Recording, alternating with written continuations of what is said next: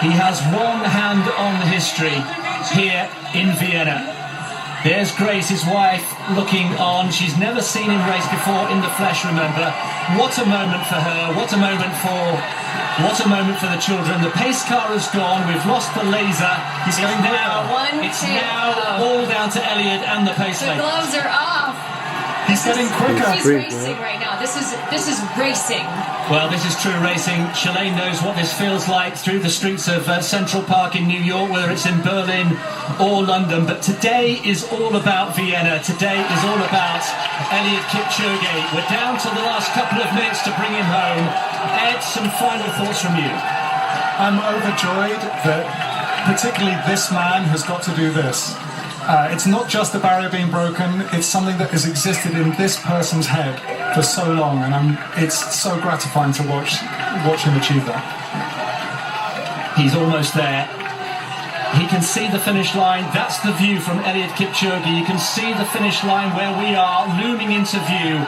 1:57 and approaching 1:58.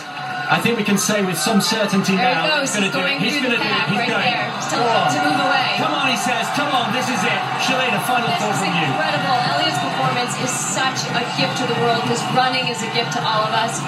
I feel so blessed to be here today. I hope everyone can hear me smiling through this microphone right now. I cannot stop smiling.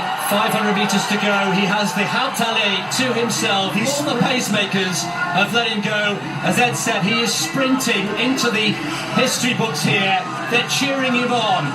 400 meters to go. Let's bring him home. This is history unfolding on the streets of Vienna this morning. It's a Saturday run like we've never seen before. Listen at the noise. The crowd getting right behind him. Goodness me, 300 meters to go. He can see the finish line here. Neil Armstrong we had on the moon in 1969. We had Roger Bannister, the 4-minute mile 65 years ago. Edmund Hillary, the first man to climb Everest in 1953. We have 1 minute to go. Eliud Kipchoge is on his way here. This humble farmer who used to run 2 miles to school every day and back. He used to go to the nearest town on his bike to sell milk at the local market. And now, through hard work and discipline, he's pointing. Come on, he says. Eliud Kipchoge has the hand of history on his shoulder. He has less than 200 meters to go. Eliud Kipchoge, let's keep an eye on the clock, into the final 20 seconds. Eliud Kipchoge. Whoa!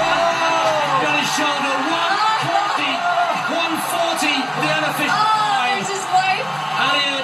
Eliud Kipchoge storms into the history books in Vienna. 1:59.40, the unofficial time. The first man to run a marathon in under 2 hours. One final lung-busting stride for Kipchoge. One giant leap for human endeavour. And you know, Kipchoge was right. No human is limited. And now he can celebrate. He has done it. And to Roger Bannister, Neil Armstrong, Edmund Hillary, we can now add the name of Eliud Kipchoge. Shalane, sum it up for us. I would like to just thank Eliud for sharing his gift with the world, with us today in the City of Dreams. He created an absolute masterpiece that will never be forgotten. Ed. That was absolutely beautiful. That last kilometre was absolutely beautiful, with his teammates cheering him on from behind. He's now being held aloft by all of his teammates. There's thousands of people with cameras who want to hug him. There's a Kenyan flag. It's pandemonium at the finish line. He's gone crazy. You wouldn't have thought he'd just run a marathon. No, he looks phenomenal. There were people crying in the crowd. Well, it was a very carefully choreographed plan for the finish, but that's completely been ripped up and thrown out of the window because Eliud Kipchoge is on. He's still got energy. How on earth do you have the energy to run like this after running at 13 miles an hour for 2 hours? There you can see the unofficial time. We may take a minute or two to make that the official time, but 1:59.40.2 is the unofficial time. Comfortably inside 2 hours, and the Olympic champion, the world record holder, the greatest marathon runner the world has ever seen, is now in the history books. And they are going berserk right in front of our commentary position here. We could just see his physio, his long-term physio. Crying, wiping tears away. He is a tough guy who hurts people for a living. He puts his thumbs deep in their muscles and he is weeping in front of our commentary box there. There is Grace, there is his wife. What on earth must she be thinking? You choose a race to go and watch your husband race for the first time. This is not a bad It's a good one. It's a good one. It's a good one. I wonder what his kids are going to say later today. Oh, Dad, it was okay. It was pretty good. We see all the Kenyan flags here. This is such a big moment for Kenya, for East Africa, and it's incredible that we're watching this supreme athlete from Kenya do this on the world stage. There they are. His children watching on with great pride, and I wonder what Eliud is thinking as well, because anybody who's a parent knows that it makes a difference. It makes a difference to see and do something in front of your children. So it's been extraordinary here. We hope you've enjoyed our coverage from the commentary box. Thanks very much to Ed Caesar and to Shalane Flanagan. Brilliant insight and analysis as always. The celebrations, I'm sure, will last long into the night. We're going to repair somewhere for breakfast, but Gabby, he's done it, and now he can party on the Barter. Chris Dennis, thank you so much. Shalane Flanagan, Ed Caesar, excellent work there in the commentary booth. But look at these scenes out here. I can't tell you the joy that is radiating from all of the pacemakers, the Ineos team, everyone who has made this possible. His coach Patrick, he's been with since he was a young boy, grew up in the same village, and these scenes are joyous out here.